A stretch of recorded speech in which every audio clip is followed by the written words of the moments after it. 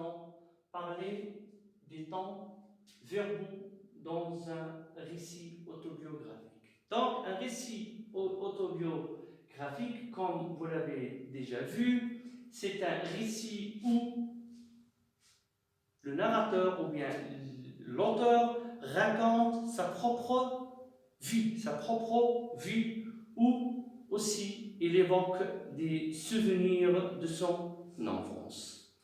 Nous allons voir ce petit passage. Quand j'avais 5 ans, j'habitais près d'une rivière. Nous y allions souvent avec mon voisin.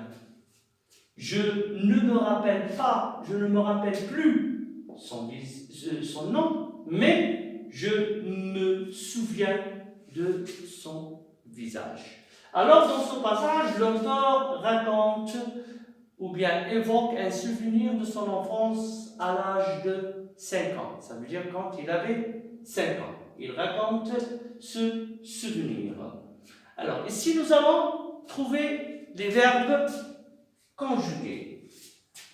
Vous avez le verbe avoir. Nous avons le verbe habiter. Vous avez du rivière, nous y allions, le verbe aller. Aussi, il y a aussi le verbe se rappeler et le verbe se souvenir. Voilà, nous avons le verbe avoir, habiter, aller, se rappeler, se souvenir. Si vous voyez les verbes sont conjugués à quel temps, alors vous trouvez que le verbe avoir, habiter, aller sont des verbes conjugués à l'imparfait, donc les temps du passé. Et vous avez le verbe se rappeler, se souvenir. Ce sont des verbes conjugués au présent de l'indicatif.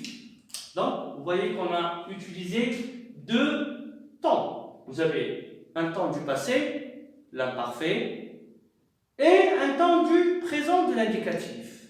Donc, pour comprendre ça, alors faites attention que l'auteur nous raconte les souvenirs de son enfance. Donc, il raconte des événements ou bien des actions qui se sont déroulées dans le passé.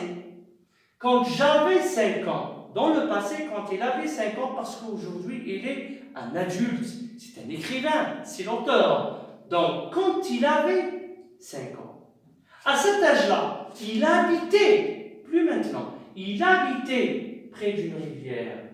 À cette époque-là,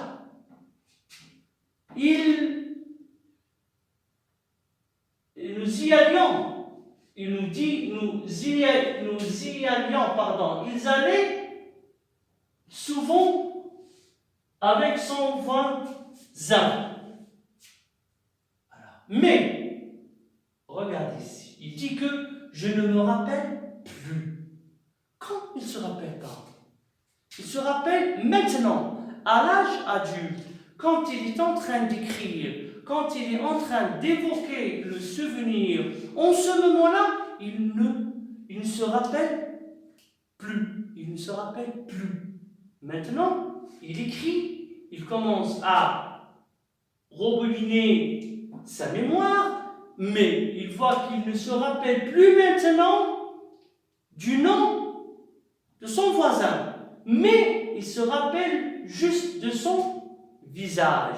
Mais il se souvient. Maintenant, il se souvient juste de son visage. Donc, vous voyez qu'il raconte, quand il raconte des événements, des actions, ou bien il évoque ses souvenirs d'enfance, il met les verbes au passé, soit l'imparfait ou bien au passé simple. Mais au moment où il est en train d'écrire, il utilise le présent. Et on appelle ça le présent d'énonciation. D'énonciation. ça veut dire le présent où il annonce, le présent d'énonciation. Les verbes au passé et des verbes au moment où il écrit, surtout les verbes se rappeler, ou bien se souvenir, ou bien il peut aussi donner un commentaire, ou bien faire un commentaire à l'âge adulte où il écrit. Donc, on utilise le présent de dénonciation. On peut utiliser aussi le présent de narration. Ça veut dire qu'il peut conjuguer des verbes du passé, mais au présent. Ça veut dire un présent dans le passé. Et ça, on l'appelle le présent de narration. Voilà les temps verbaux qu'on peut trouver dans un récit autobiographique. Comme vous le voyez, des verbes dans le passé, on les utilise au temps du passé, l'imparfait ou bien le passé simple, et ou bien au moment où l'auteur écrit, il évoque ses souvenirs, il se rappelle, il se souvenir, ça sont conjugués au présent de l'indicatif, et on appelle ça, la valeur c'est le présent d'énonciation, ou bien il raconte des souvenirs du passé, des événements dans le passé, mais on utilise le présent de narration. Voilà le cours d'aujourd'hui. Merci pour votre attention et en cas de questions, n'hésitez pas à me contacter. Au revoir.